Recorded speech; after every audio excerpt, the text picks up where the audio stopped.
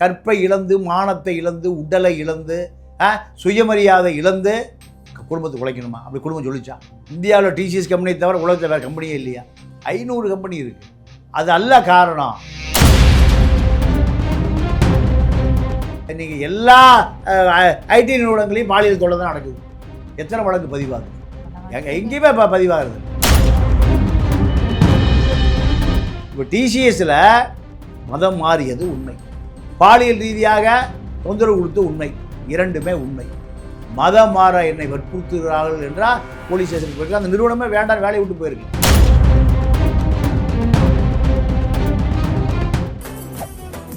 மெரிபா paneer soda, I trust மெரிபா.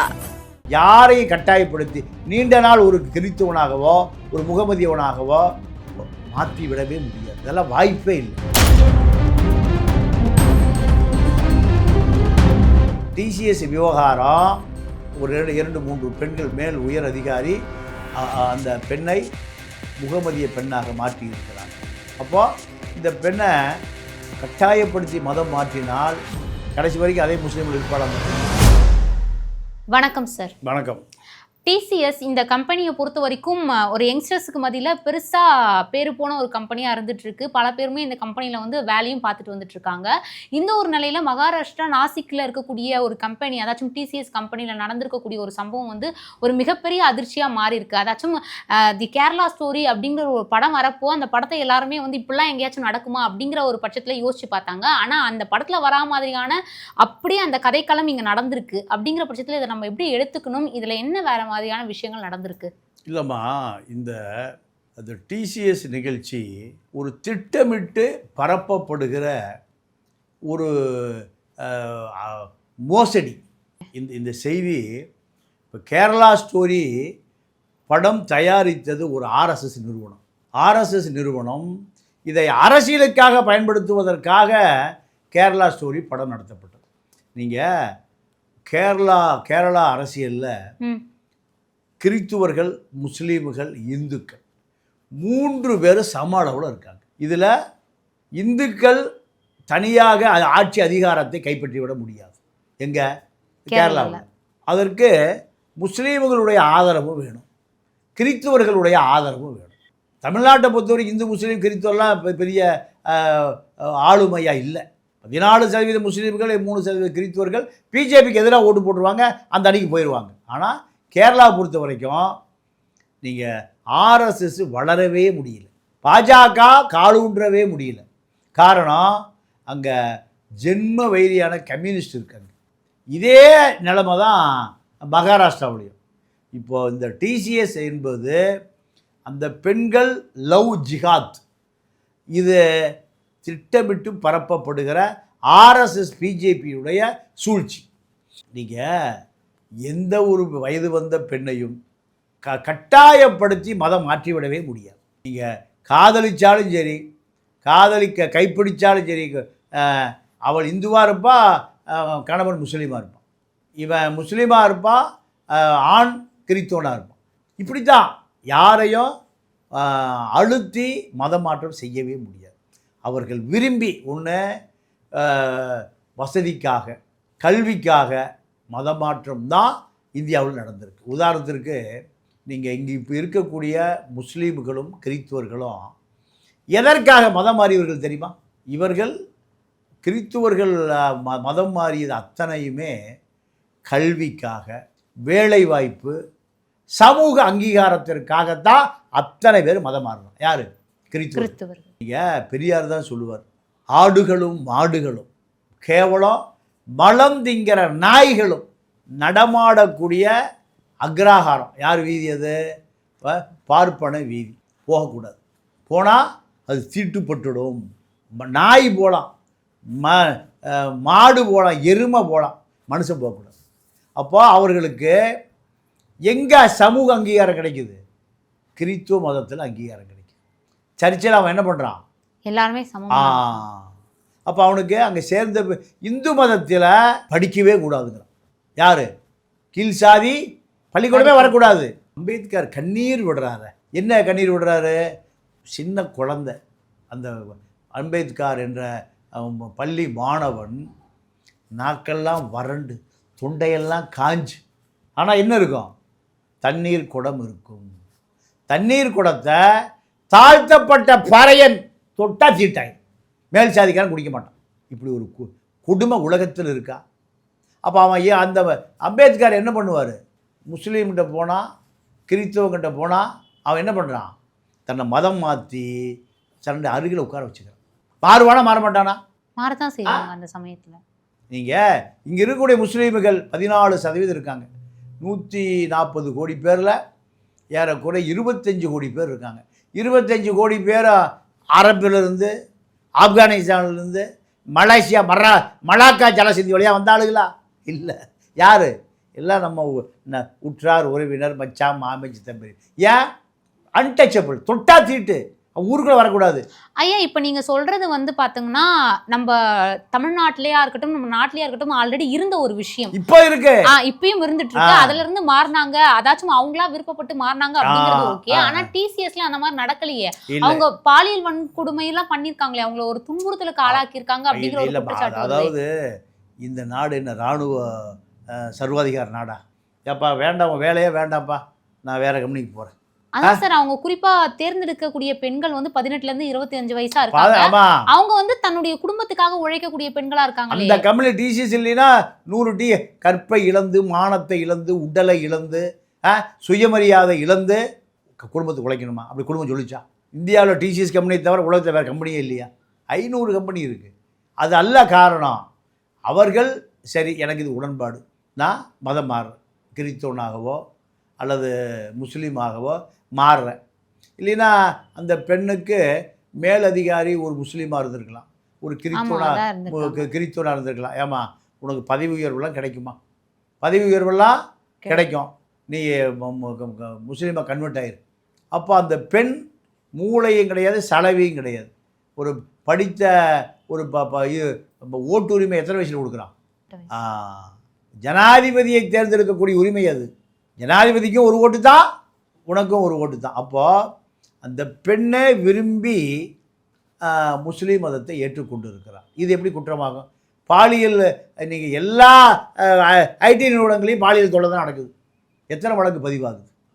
எங்கேயுமே பதிவாகிறது இல்லை.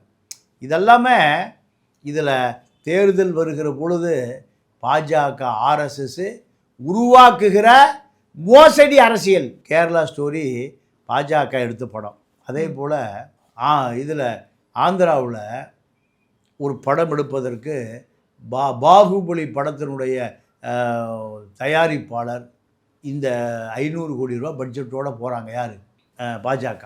என்ன கதை தெரியுமா?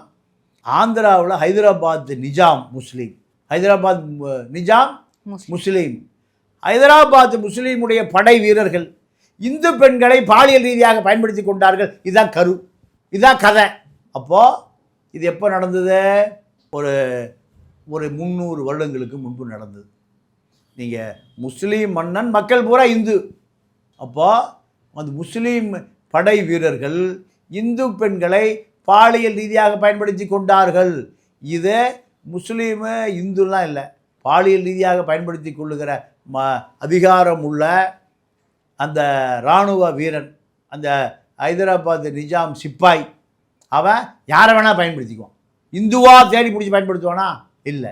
அப்போ இதை ஆந்திரா அரசியலில் பாஜகவை வளர்த்துவதற்காக பாஜக 500 கோடி ரூபா கொடுக்குறான். இதுதான் அங்கே படம். தமிழ்நாட்டுக்கு வாங்க. தமிழ்நாட்டில் கோவை குண்டுவெடிப்பு பாஷா இதை படம் எடுக்க சொல்லி கலைப்புலி தானுக்கிட்ட பாஜகவே 500 கோடி ரூபா கொடுத்து இப்போ படம் எடுக்க சொல்லுது. கலைப்புலி தானு மறுக்க சொல்லுங்கள், பொய்யாதே மாதிரி வழக்கு போட சொல்லுங்கள். கோவை குண்டுவெடிப்பு, கோவை குண்டுவெடிப்பு கோவை கோட்டமேட்டுக்குள்ளே நடந்தது. எனக்கு தெரியும், நானும் திருப்பூரை சேர்ந்தவன் தான். கோட்டமேட்டுக்குள்ளே இராணுவ முகாமுக்கு இருக்குமில்ல, இந்த செக் போஸ்ட் இருக்குல்ல, அதை கேட்ட தூக்கி விட்டா தான் உள்ளே போக முடியும். எங்கே? கோட்டமேட்டை சுற்றி. எனக்கு தெரியும். திமுக வெற்றி அடைந்த 2006 தான் அந்த முஸ்லீம் இளைஞர்கள் பூரா அந்த கேட்டை உடைச்சான். கோட்டமேடு என்ன பாகிஸ்தானா? கோயம்புத்தூர் கோட்டமேடு என்ன ஆப்கானிஸ்தானா?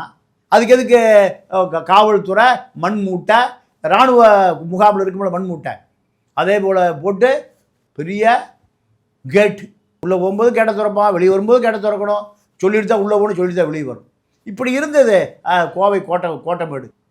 அப்போ இதை உடைத்தார்கள் அந்த இளைஞர்கள். அப்போது இது அத்தனையும் பாஷா உட்பட அத்தனை பேரும் அந்த அத்வானி மேடையில் குண்டு வெடிப்பு, அந்த குண்டு வெடிப்பு மிக மோசமான வன்முறை, அதை யாரும் ஏற்றுக்கொள்ள மாட்டார்கள். ஆனால் நடந்து முடிந்த அந்த ரணத்தை திரைப்படம் எடுத்து ஆதாயம் தேடுவதுதான் ஆர்எஸ்எஸ் உடைய கொள்கை. அதை எப்படி ஏற்றுக்க முடியும்?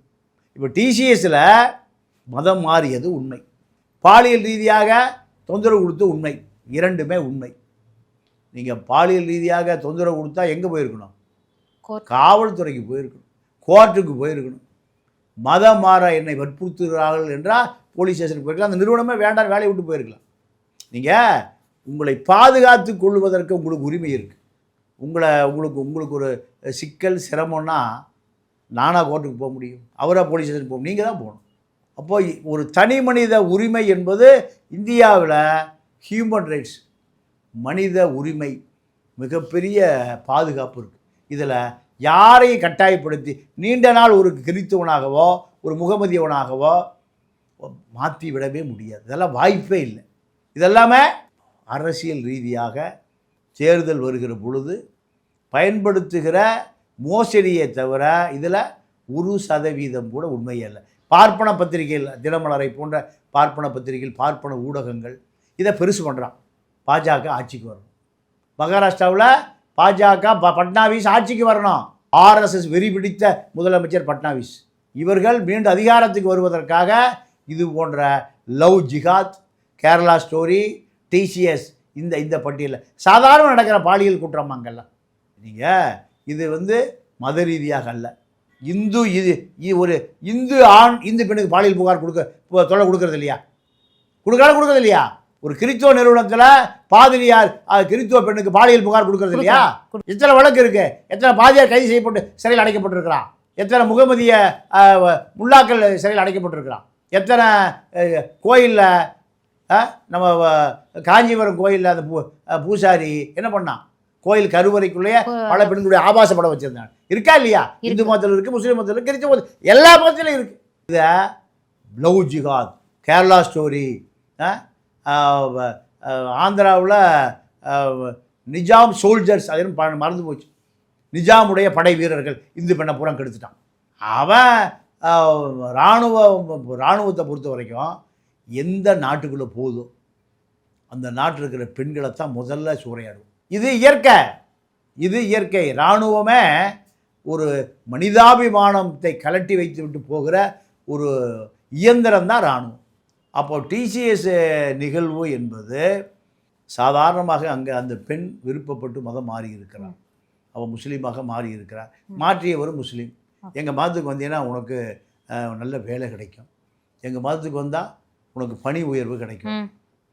எங்கள் மதத்தில் நாங்கள் யாரையுமே சாதி வேற்றுமை பார்ப்பதில்லை, மத வேற்றுமை பார்ப்பதில்லை. கருவாடு விற்கிற ரஹீம்பாயும் பள்ளிவாசலில் தொழுவார். உச்சநீதிமன்ற நீதிபதி இப்ராஹிம் கலீபுல்லாவும் தொழுவார். எங்கே பள்ளிவாசல் 2 பேர் பக்கத்தில் தொழுதுட்டு இருப்பாங்க.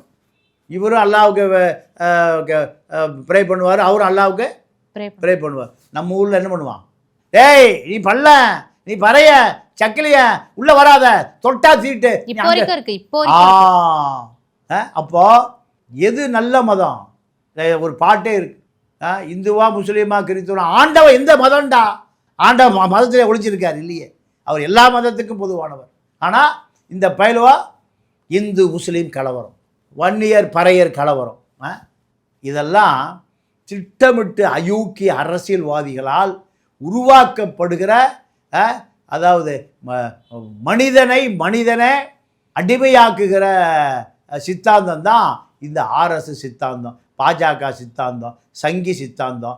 இன்னும் சாதி இருக்க வேண்டும், சனாதனம் இருக்க வேண்டும். சனாதனம்னால சாதி தான், சனாதனம் என்றாலே சாதி தான். இதை இன்று வரை கடைபிடிக்கிற இயக்கம் பாஜக. இந்து தர்மங்கிறான். ஏண்டா சாதி பார்க்கறதாடா இந்து தர்மம்? அதை கொளுத்த வேண்டாமா? சாதிகள் இல்லையடி பாப்பா தாழ்ச்சி உயர்த்தி சொல்லல் பாவன்னு பாரதி பாடியிருக்கார். ஏண்டா மனுஷனை சாதியாக பார்க்குற? இப்போ இந்த டிசிஎஸ் விவகாரம் சாதாரணமாக நடந்த விவகாரம். அந்த பெண் ஒரு 2-3 பெண்கள் மேல் உயர் அதிகாரி அந்த பெண்ணை முகமதிய பெண்ணாக மாற்றி இருக்கிறார். நீங்கள் ரொம்ப நாள் ஒருத்தரை துப்பாக்கி வச்சு மிரட்டிகிட்டே இருக்க முடியாது, திருப்பி அடிக்க ஆரம்பிச்சிருவோம். உலக வரலாறு அப்படி தானே இருக்குது. அப்போது இந்த பெண்ணை கட்டாயப்படுத்தி மதம் மாற்றினால் கடைசி வரைக்கும் அதே முஸ்லீம்கள் இருப்பாள். அந்த பொண்ணு இருக்க மாட்டான், தூக்கி வீசிட்டு போயிடுவான், முக்காடு தூக்கி வீசிட்டு போயிடுவான். அந்த பெண்ணை அவள் ஏற்றுக்கொண்ட மதம், அந்த வழி, அந்த பாதை ஏற்றுக்கொண்ட காரணத்தினால் அதை அவள் தொடர்கிறாரே தவிர இதை மலிவான அரசியல் பண்ணுகிற இந்த டிசிஎஸ் நிறுவனத்தின் மீது தாக்குதல் தொடுக்கிற ஆர்எஸ்எஸ் சங் பரிவார் அமைப்புகள் நீங்கள் தடை செய்யப்பட வேண்டும். இந்த சங் பரிவார அமைப்புகள் காதல் பண்ணால் எதுக்குறான். ஏண்டா, ஒரு ஆணும் ஒரு பெண்ணும் ஒருவரை ஒருவர் விரும்பினால் அவர்கள் திருமணம் செய்து கொள்வதை காதல் புரிவதை நீ ஏன்டா எதுக்குற? உனக்கு யாரா ரைஸ் கொடுத்தது? காதலர் தினத்தை பாஜகக்காரன் எதிர்ப்பா தெரியுமா? சங் பரிவார் அமைப்புகள் எதிர்க்கும். உலகத்திலேயே ஒரு ஆணை ஒரு பெண்ணை ஒருவர் ஒருவர் விரும்புவதை எதிர்ப்பதற்கு ஒரே இயக்கம் உலகத்திலேயே எது? இந்த சங் பரிவார் ஆர்எஸ்எஸ் பாஜக அமைப்புகள் தான். இதுதான் டிசிஎஸ்லையும் மகாராஷ்டிரா அரசியல் செய்வதற்காக ஒரு மலிவான அரசியல் உடைய ஆரம்பம்தான் டிசிஎஸ் அரசியல். இவ்வளோ நேரம் ஒதுக்கி இத்தனை விஷயங்களை எங்கள் கூட பகிர்ந்துக்கிட்டீங்க சார், ரொம்ப நன்றி. நன்றி, வணக்கம். மெரிபா பன்னீர் சோடா, ஐ ட்ரஸ்ட் மெரிபா.